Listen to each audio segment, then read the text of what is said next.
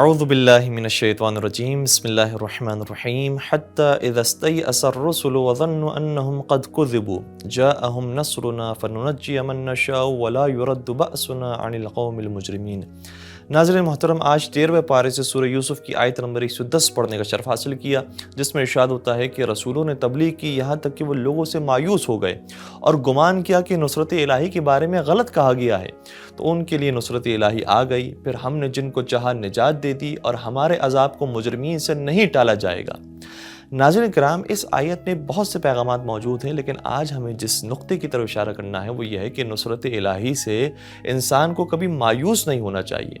ایسا ممکن ہی نہیں ہے کہ اللہ کے نیک بندوں کے لیے اللہ کی نصرت نہ آئے۔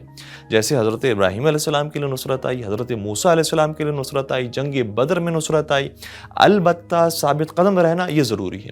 جس طرح سورہ بقرہ کی آیت نمبر 214 میں ارشاد ہوا، ام حسبتم ان تدخلوا الجنة ولما يأتكم مثل الذين خلوا من قبلكم مستهم البأساء والضراء وزلزلوا حتى يقول الرسول والذين آمنوا معه متى نصر الله ألا إن نصر الله قريب۔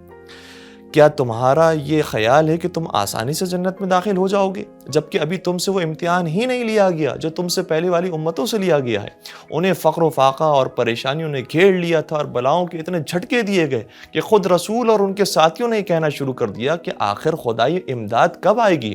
تو آگاہ ہو جاؤ، خدائی امداد بہت قریب ہے۔ ثابت قدمی کے ساتھ خدا کے ساتھ ہمیشہ حسن ظن رکھنا یہ ضروری ہے۔ سوال یہ پیدا ہوتا کہ خدا کیوں اتنی تاخیر سے امداد بھیجتا ہے؟ تاکہ پتہ چلے کہ تم کب تک اللہ پر یقین رکھتے ہو، اور پھر خود تمہاری اندرونی طاقت میں اضافہ بھی ہو جاتا ہے۔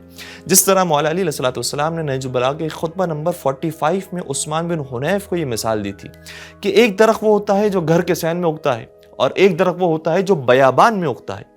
جو درخت بیابان میں اگتا ہے اس کا تنا بہت مضبوط ہوتا ہے، اس کی شاخیں سرسبز ہوتی ہیں، اس کی لکڑی آسانی سے جلتی ہے، اس کے شعلے زیادہ ہوتے ہیں، یعنی جو جتنی اسٹرگل کرتا ہے وہ اتنا ہی ابھر کر سامنے آتا ہے۔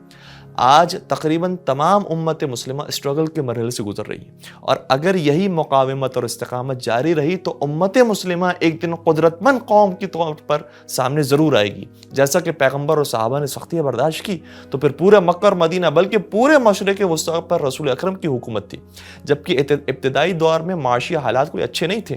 ایک کھجور کے دانے کو 7 اصحاب مل کر کھایا کرتے تھے تاکہ بھوک سے مر نہ جائیں۔ آخر میں اپنے محترم سننے والوں کی خدمت میں یہ بھی روایت عرض کرنا چاہوں گا کہ مولا علی کی خدمت میں ایک شخص آیا اور ظلم و جور کی طویل حکومت کی شکایت کی، تو مولا علی نے فرمایا کہ خدا کی قسم تم جو سوچ رہے ہو ویسا ہرگز نہیں ہوگا، یعنی آسانی سے آپ کی حکومت قائم نہیں ہوگی، مگر یہ کہ جو باطل ہیں وہ ہلاک ہو جائیں، جہلا نیست و نابود ہو جائیں، پرہیزگار سکون اور آرام کی زندگی گزارنے لگیں، اور ایسا ہوتا بہت کم ہے۔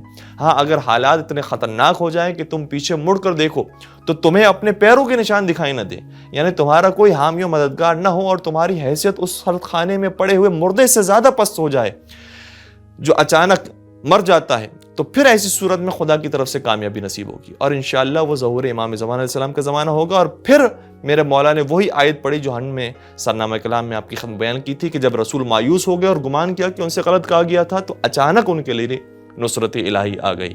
پروردگار سے دعا کرتے ہیں کہ پروردگار ہمیں جلد از جلد زمانے کے امام کی حکومت دیکھنا نصیب فرمائے۔ وآخر دعوانا ان الحمد للہ رب العالمین۔ مسابقہ قرآنی دعوت۔ محترم ناظرین، مسابقہ قرآنی دعوت میں شرکت کے لیے ان سوالوں کے جوابات دیجیے۔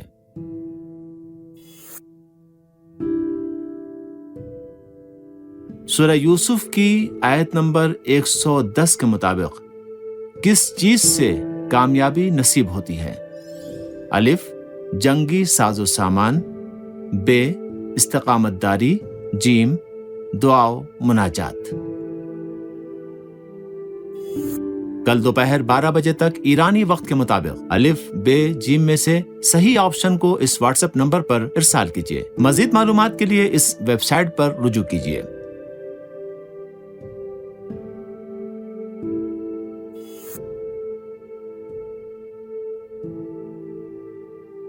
رمضان المبارک کے اختتام پر 10 شرکاء کو قرآن اندازی کے ذریعے انعامات سے نوازا جائے گا۔